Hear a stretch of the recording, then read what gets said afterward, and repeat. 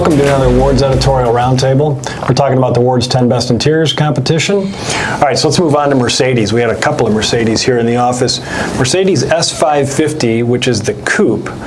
We had the sedan last year, the S-Class sedan last year, which made the list without any argument at all. Just a, truly a moonshot in terms of interior achievement. And then also we have the Mercedes GLA, which is like a 5-door hatchback version of the CLA, right? Yeah. Kind of a taller type. So Drew, you want to talk about those? Well, starting with the GLA is I think one of Mercedes' newest products, just introduced. It's a compact CUV, competes with things like the A3 and I think price-wise the Lincoln MKC and well, a million other luxury CUVs.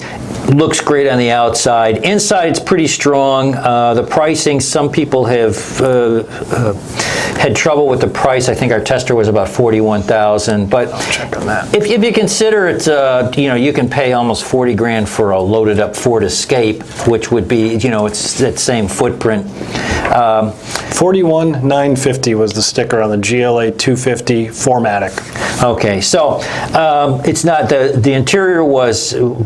I think very well done. I have a couple of gripes. One is that the exterior styling is probably the best in the segment, but the price they paid, having a lower roof line, more swoopy roof line, is you have less headroom. If you're tall, it's going to feel a little claustrophobic. The other issue I have is with the so-called King's joint at the where the front of the doors meets the IP. That's just not there's no flow at all there. It's not part of the design. It's just kind of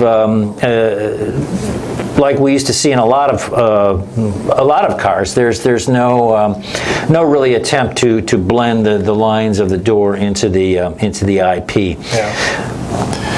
You want to talk about the fit and finish issue in the map pockets in the doors? Yeah, as you know, we go over with these things with a fine-tooth comb, and so I look on a little treasure hunt sometimes and look at the bottom of in the map pockets there, the bottom, which are out of everyone's line of sight. You don't really see them. You'll see that how the plastic part of the trim pocket of the interior door trim, it's a really rough edge. You can see that it was cut, that was not a high priority to make a really clean cut on there because it probably was not considered a high visibility issue. But I saw it on both sides, which means that they really kind of made a decision that we're just not going to pay attention to this little point.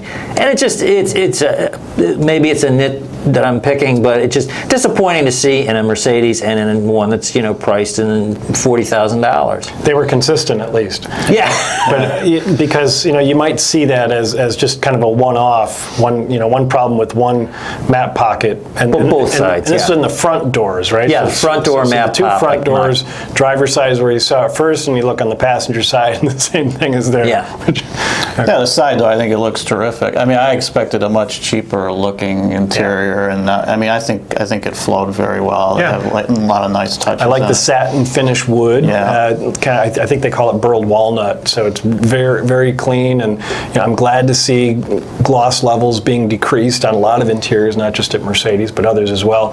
I just think that's really, really a classy way. I like to see grain. I like to feel the warmth of wood, in vehicle interiors. Well, and then after really the pretty bad reception to the CLA, Mercedes moved down market, which I think really got panned badly by us and everyone else. This is really shows that they, I think, in very quickly sort of made adjustments or whatever. You have a lot of the same design elements, but everything's finished off much better. The whole interior is better done. And how about the thought of the floating display screen, which looks like an iPad turned on its side?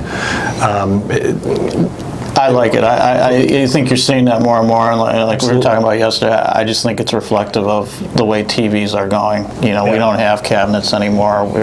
You hang them on the wall, you prop them up on a stand, and you see that. And I think you get in the car and you see that same view. We're used to it now, to me. At least I think Mercedes shocked everybody when it came out on the CLA. It was a different kind of look, and then I think they were a little ahead of consumer expectations. But I think now, yeah, we're getting used to the idea, and we see this sort of thing now. We're all staring at phones and everything else. I think it's okay. It works. Yeah. I like the idea that you don't have to control it by reaching out and touch. I think, I'm not sure about this one, I've seen certain displays where you can use it as a touch screen like an iPad, Yes. and you can do the swipe and all that. Or if you don't want to be reaching that far when you're driving, which I find sometimes awkward, the central controller down there where you can dial and you can push, and that becomes fairly intuitive. I just drove the Mazda 6 that had that feature in it. A lot of vehicles are going that way, where you have a big display screen and then... I mean, to me, the jury's out. That works better than the touchscreen to me when I'm driving. Yeah. I find it very difficult and distractive to use touchscreens. Absolutely. Very nice metallic touches, I think, in the GLA, and also the ambient lighting was really quite nice as well. So let's talk about the S550 Coupe. Last year, as we mentioned, we had the sedan, which was the winner. I haven't been in it yet. I don't think Drew's been in it. Dave, you're going to tell us about the S550 Coupe. Well, I think the first thing that strikes you is they've achieved a much sportier feel, I think, when you get in that car versus the sedan. So the seats seem a little sportier. They look a little sportier. There's you're in a tighter car, more of a driver's car is the way it feels, and I think they've achieved that with the aesthetics of the interior as well. And it is a true two-door, right? So because we see a lot of four-door coupes these days, but this is a two-door. And what's it like getting in and out of the back seat? Well, like a two-door. Yeah, and there isn't a lot of great room, but then I think you have to look at it as you're not buying the sedan. You're probably an empty nester and you're driving with two people all the time. If you want to use a back seat, this probably isn't the best vehicle for you. Yep. And the price on that is $149,575 out the door.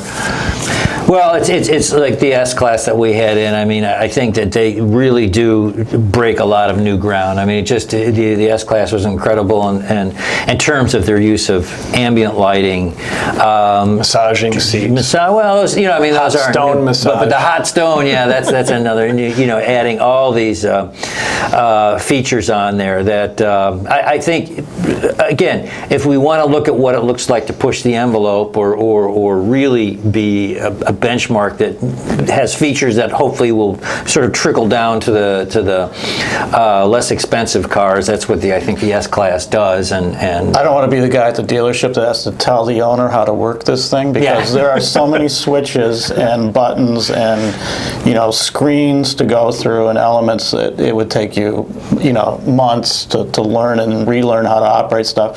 The one drawback I found was there's so much on it. Sometimes you can't see all the switches for things. They're hidden under the steering column. It's hard to see even the light switch. You have to kind of, duck your head under and see what setting you have it on.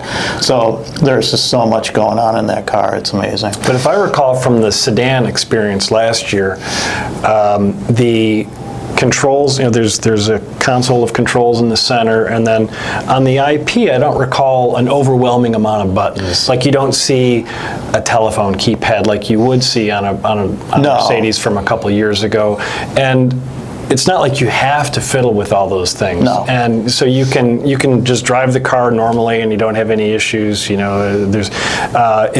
all about personalizing the experience, I think, setting the colors and setting the massage and all these things, and I think it's possible to cycle through it eventually and figure it out. Yeah, I think so too. It's pretty not intuitive. Really overwhelming. Yeah, and like I said, I think you would learn and relearn probably of what that button does and when you should have it on. But it is it's Panamera-like in terms of the number of switches that are there. It's a little less cluttered, but they're there. Okay. All right, we are going to wrap up, but we're going to come back with other editors talking about the Ward's 10 Best Interiors. Thanks for joining us.